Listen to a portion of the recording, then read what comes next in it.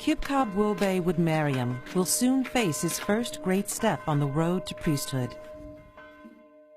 He hopes to take part in the most important ceremony of the Ethiopian Orthodox Church, Timkat, the Feast of the Epiphany, celebrating the baptism of Christ.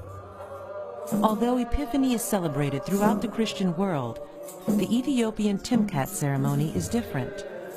It features sacred replicas of the Ark of the Covenant.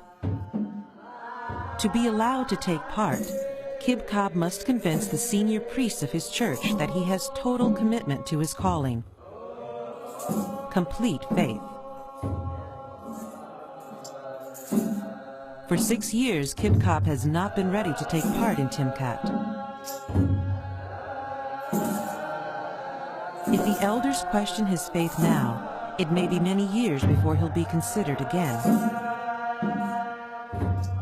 And this is not the only pressure on Kibkab. He's got a family tradition to live up to.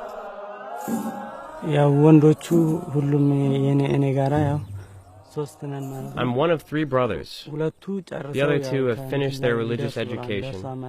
They are already working in the church. I'm the youngest, but I want to achieve the same as them. Kibkab practices a form of Christianity that is both ancient and unique to Ethiopia.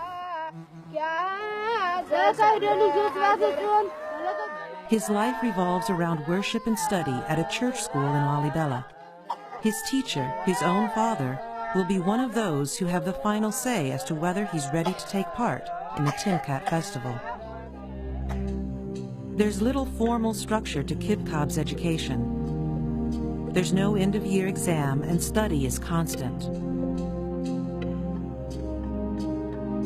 Learning the scriptures by heart is in itself a monumental task. But Kibkab has to learn them in Ge'ez, which died out as an everyday language around 1,000 years ago. Kibkab lives with 10 other students. They earn their meals the traditional way, by begging for food. Enduring physical hardship is seen as a necessary step in Kibkab's spiritual development. So is learning to accept charity, especially from villagers who often have little food to spare. Fortunately, the people around Lalibela are devout Christians who will give whatever they can in exchange for a blessing. There are few sights more impressive than the city of Lalibela. Kibkab's church is one of 11 churches, each cut straight into the volcanic rock. They were built by the 12th century king Lalibela, who had a vision of the holy city of Jerusalem.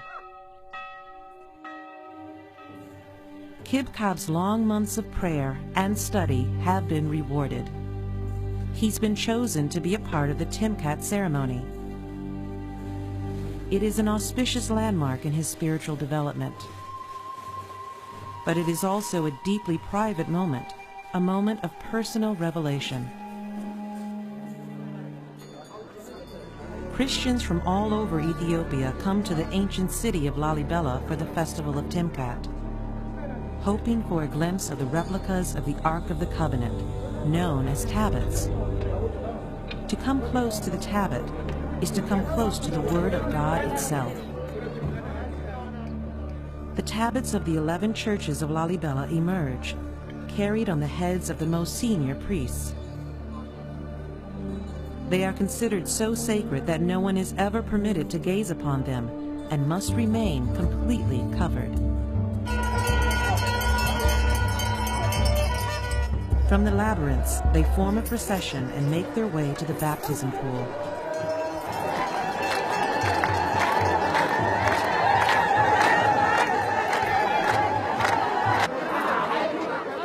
Scenes like this were described in the Bible when the Israelites welcomed Moses' return from Mount Sinai with the 10 Commandments.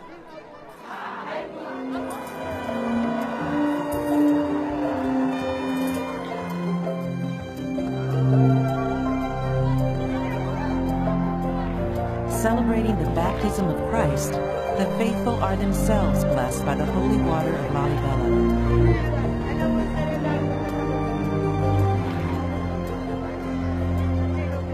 Kibkab Cobb has taken his first step on a great spiritual journey.